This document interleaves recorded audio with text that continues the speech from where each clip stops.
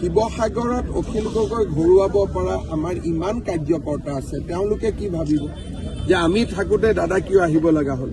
আমিতো আছোৱেই, দাদাৰ আমাৰ ওপৰত ভৰসা নাই নেকি? গতিকে আমাৰ শিৱসাগৰৰ ৫-৬জন কেণ্ডিডেট আছে, যোনে অখিল গগৈক মই ভাবোঁ এইবাৰ হৰুৱাব পাৰিব। গতিকে তেওঁলোকে যেতিয়া নিজেই পাৰিব, মই গৈ তাতে কিয় কষ্ট কৰিব লাগে? কাৰণ মই যদি তাতে যাওঁ, এতিয়াওতো মই শিৱসাগৰ চিনি নাপাওঁ ইমান ভাল কৰি। ৰাইজক মই কি কৰি দিছোঁ? একো কৰি দিয়া নাই। আকৌ ইলেকশ্যন জিকাৰ পিছত মই গুৱাহাটীত থাকিম, মই গৈ কি কৰি দিম? একো কৰিব নোৱাৰোঁ। গতিকে ৰাইজক মই ঠগোৱা নহ'ব জানো? ৰাইজক ঠগোৱাটোতো মহাপাপ হয়। সেই পাপ কামটো মই কেনেকৈ কৰিম? এইটোতো কিবা কুস্তিৰ খেল নহয় যে অমুকত গৈ উঠি দিয়ক। হয়তো উঠিলে মই জিকিবও পাৰোঁ, কিন্তু জিকিলেও ৰাইজৰ লাভ কি হ'ব যদি ৰাইজে MLA জনক বিচাৰি নাপায়? মোৰ ঘৰ তাতে নহয়, মোৰ পৰিবাৰ তাতে নাথাকে, পৰিয়াল নাথাকে, বিহুত যাব নোৱাৰিম, পূজাত যাব নোৱাৰিম, ৰাইজেতো বেয়াহে পাব।